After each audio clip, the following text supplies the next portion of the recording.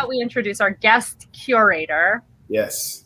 Bryan Kett. Bryan is an award-winning writer and storyteller living in Los Angeles, whose stories have been featured on the Moth podcast, Risk, KCRW, KPCC, and Soul Pancake. And keep an eye out for his upcoming book. Hey, Bryan. Oh, hey. How are we? Goodness. When it takes forever to introduce a person, that lets you know their accolades and how accomplished they are. Sure, but in total transparency, that book, I mean, that's also manifestation, me mentioning that in the bio. Like, it's being worked on. There's a proposal being proposed, but it's not like I can pull one of these in right here and be like, and here it is. I mean, I know two of our storytellers tonight have books that are very, renowned, so maybe they can talk about those. But thank you. It's a pleasure to be here. It's a pleasure to be a part of it and to pull in some friends and to meet some new people. And it's a wonderful organization. Thanks so much. Well, we are very, very happy to have you. Here's a question for you. So you did a TEDx talk, right, called It's Not Easy Seeing Green, The Complexities of Color Blindness, right? Sure. Which is an amazing title. What's the difference between giving a TEDx talk and the art of storytelling? Yeah, I think it's rooted in that, right? I applied to give that, and I was awarded that opportunity through storytelling, right? I have a bunch of clips and stories I've told from different organizations, clips online, and even if you're getting into science, if it's hard science or soft science or whatever that may be, I think the most successful of those TED Talks or TEDx talks are rooted in personal narrative, right? It's like how is this speaker an authority on that, and what transformation are they taking the audience through? And transformation is at the key of everything. I mean, in your piece right there, your BMX boy to a cruiser boy. Like we see this shift, we see this silver lining to it all. So that's the core of it, regardless. And it's been very fruitful for that reason. Yeah. Great. That's great. Yeah. By the way, cruiser boys ain't take no shit. Yeah. I wouldn't think so. I saw Cruiser Boys is also a completely different movie that I've seen that has to do with the neighborhood down in Philadelphia, which is a great film. It's a great film. And I'm sure a great bike gang. Bryan, question for you. Without kind of getting into too much, what were the specifics around who you chose and why? Without what is the thing that's I want to amplify or have this person represented here? What's that process for you in the cure? In talking with the folks at First Person Arts, I wanted some local tellers from you, and I'm in LA, right? I don't know that scene on the East Coast very well. And so they introduced me to Kitty and Steve, and just working with them, it was just, I told friends this, it was almost obnoxious how good it was. Like, okay, yeah, you're a couple of pros. Like, what am I supposed to do here? Like, let's talk about it, but yeah, this is phenomenal. And then I picked 3 friends of mine, who I've all met through the storytelling world, all through really the Moth. And it's just different, viewpoints. Carlos and Julieta, they're out in LA, and then John, he's down in Atlanta. But there's something that kind of runs through all of these stories and all of these storytellers that I always really am drawn to as a listener, that always kind of wraps me up. And that's just how universally, accessible these pieces are that they continue to make, right? It's like, regardless of whether or not you've experienced those events yourself, if you can see a reflection of yourself in what it is they're sharing, that's what kind of galvanizes. And these 3 that I picked, deliver on that every time. So I'm thrilled. I'm excited, very excited. Is that the thing, just a quick follow-up, is that the thing that you would say is the through line to any good story? Is that it's accessible for multiple audiences? Totally. I mean, anytime I tell one, the biggest compliment, I say this all the time, but the biggest compliment I can get is when someone comes up to me and tells me their version of my story afterwards. Yeah. Right? That's so cool. Yeah, and who knows what's going to really spark for them, if it's that time of their life or where I was living or the hat I mentioned that I was, whatever it is. It's like, you see, that's kind of how we're wired, right? To see ourselves and others. And if you can kind of bring that to the forefront, it's a very cool experience. Yeah, that's what I think of the magic is. Yeah. Yeah, that's awesome. Sometimes when I will share something sometimes either on stage or with someone, I do a lot of I'll say circle storytelling in recovery spaces, as well as being on stage. And sometimes in connected to what you're saying, Bryan, sometimes people will come up to me and be like, oh, I loved that part of your, your share that you talked about, like, yeah, being on your bike and blah, blah, blah. And I'm thinking to myself, like, I didn't say that, but that's exactly. Yeah, you saw that. That's what they pulled from me. Yeah. That's the beauty. Yeah. Totally. Well, I'll tell you what, Bryan, again, we are very, very happy to have you, and we're going to get a lot more of you later on in the show. Let's hear what our curator, Bryan Kett, has to say. Can we bring Bryan and Betty back in? Oh, hey. Hey. How about that, Bryan? I don't even know where to start, but like these stories are great. Just go.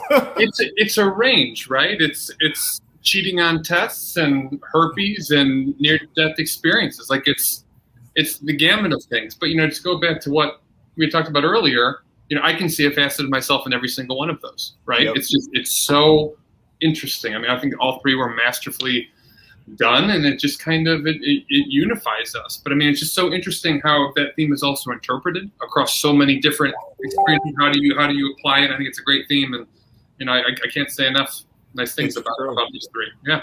It's true. So there's a question I was wondering earlier. So with a theme like this, right? Cat's out of the bag. So we're talking about secrets and truths being unveiled.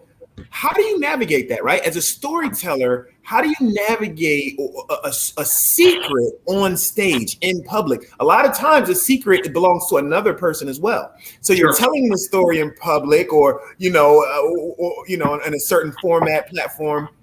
How do you navigate that? Yeah, I think it comes down to, someone who, I know in the community out here, and he's fantastic. He's been doing it a very, very long time. He's one of the best at it. I had this conversation with him right when I was kind of getting started with storytelling, and his takeaway was, you can only share your own secrets, right? And so, someone's trusted you with something. Yes, of course, that is on you. But what you can reveal is your emotional kind of response to the scenario, and that's a very personal thing that can kind of open it up regardless. Like, you would never want to air someone's dirty laundry out there, but you've had a visceral response to some sort of scenario, be it cheating on a test or fearing you had herpes or recovering a stolen dog and having a near-death experience, right? And then that emotional through line is, I think, what is going to carry you through any story, right? So, like, I think I always handle with how am I feeling in every single beat of the moment, right? And just to check in, because that's what's going to kind of pull it all together. Gotcha. I hope you heard that, Betty. You don't have to air anybody's dirty laundry. There it is. I think that our secrets keep us sick if we want to go into like that kind of world. I think the way to really, based on what everyone was sharing and what you just said, Bryan, the way that we repair and the way that we heal, and also the way that we change minds, the way that we change people's minds is by sharing the thing that we're most afraid to say. If you put it out there, you take away the power of it, right? It's cathartic. And I always come back to this too. A lot of people will get up there and they will, you'll see people almost bleed out on stage. They're still processing something, right? And there's an adage too about talk about your scars and not your wounds, right? Something that you're better for. It's in your rearview mirror, not something you're currently grappling with. But it's the other adage too of like the storytelling is absolutely therapeutic, but it's not therapy. Right. So you do the work, you figure it out, you figure out why you have gratitude for this, even if it was a harrowing thing. Right. And then you can have perspective to share it and get it out there and kind of exercise it from yourself. Yeah, that's I never even thought of that. Like you got to process it before you can present it. That totally makes sense. Big time. I wish I could tell that to every single stand-up comic that does comedy at an open mic ever. Please. Sure, yeah. Bless your heart for being in that world. That's oh gosh, I think I'm a glutton. Yeah, very, very interesting. I love the vulnerability aspect, but I also love that, like, even though it's precious, that you're not just vomiting on somebody. We are taking care to kind of share in this way, and we can present it carefully, but with really kind of real significant depth and honesty. Yeah, and it's what facet of this do you want to show, right? You can't share every single thing you were feeling. Like if you look at it like a diamond, like a cartoon diamond, you just show that one facet, that one angle to it, and really make that shine, right? Less is more.